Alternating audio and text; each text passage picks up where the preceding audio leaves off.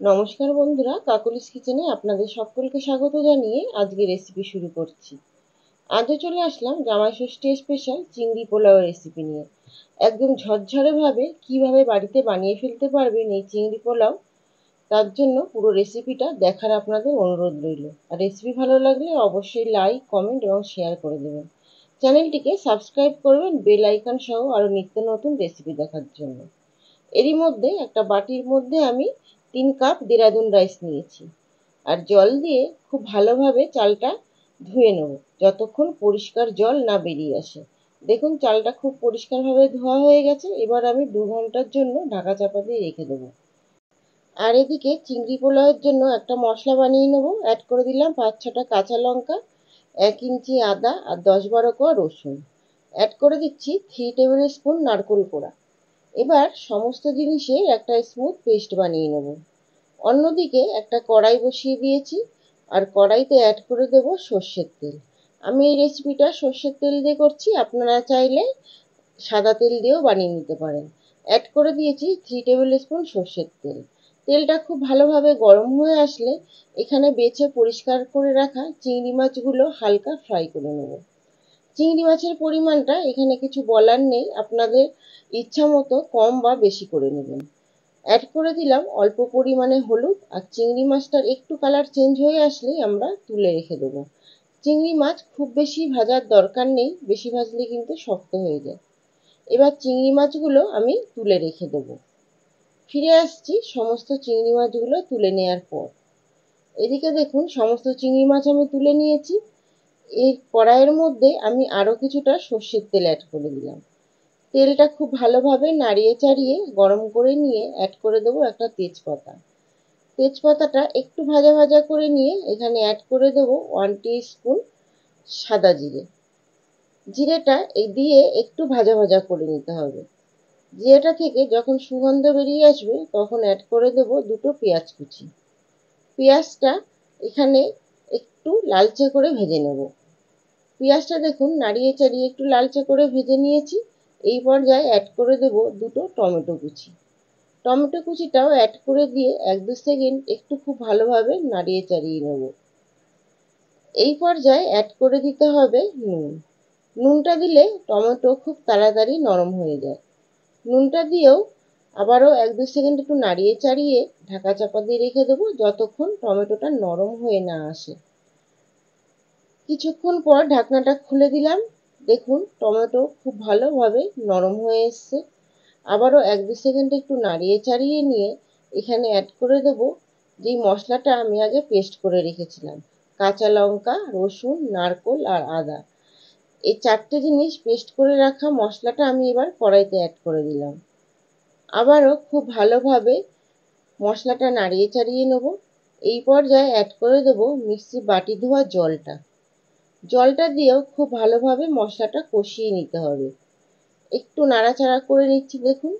এই পর্যায়ে অ্যাড করে দেবো 1 টিস্পুন হলুদ গুঁড়ো, 1 teaspoon Kashmiri red chilli powder, আর অ্যাড করে দেবো 1 টিস্পুন জিরের গুঁড়ো। এবার সমস্ত মশলা খুব ভালোভাবে 1-2 সেকেন্ড একটু রান্না করে নিতে হবে। তারপর ঢাকা চাপা দিয়ে রেখে দিতে হবে যতক্ষণ মশলা থেকে তেলটা ছেড়ে না আসে। দেখুন মশলা থেকে তেলটা ছেড়ে এসছে। এই পর্যায়ে আবারও 1-2 সেকেন্ড একটু রান্না করে নেব মশলাটা। তারপর অ্যাড করে দিতে হবে ভেজে রাখা চিংড়ি মাছগুলো।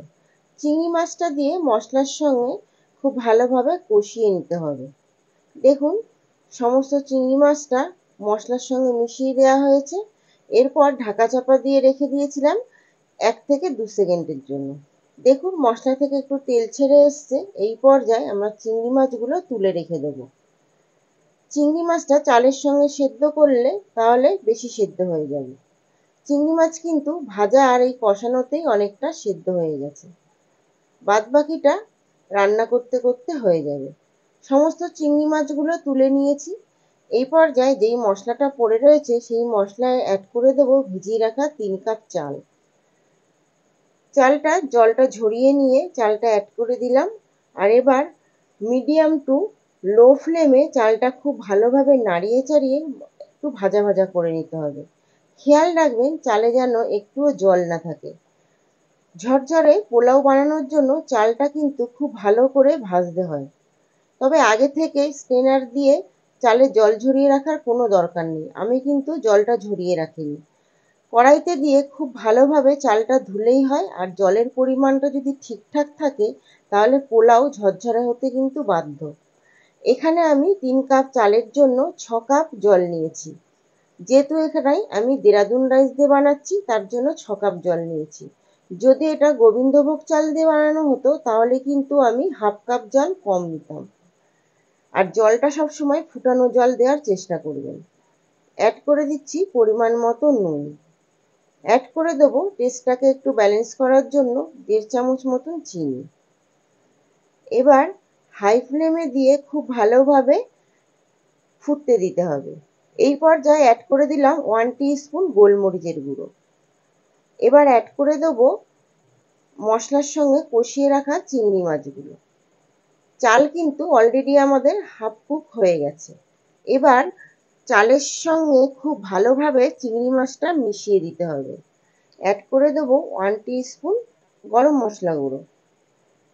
গরম মশলা গুঁড়োটা দিয়েও খুব ভালোভাবে চালটা ফ্ল্যাট করে দিয়ে এবার ঢাকা চাপা দিয়ে রেখে দেবো 10 থেকে 15 মিনিটের জন্য। 15 মিনিট পর ঢাকনাটা খুলে দিয়েছি, আর ঢাকা চাপা দিয়ে রেখে দেবেন কিন্তু একদম লো ফ্লেমে। চালটা আবারও খুব ভালোভাবে নাড়িয়ে চাড়িয়ে নেব। আর এই পর্যায়ে দেখতে হবে চালের জলটা শুকিয়েছে নাকি। চালে কিন্তু একটু জলজলে ভাব আছে, তার জন্য আমি আরও 5 মিনিট দমে বসিয়ে রেখে দেবো। ফিরে আসবো 5 মিনিট পর।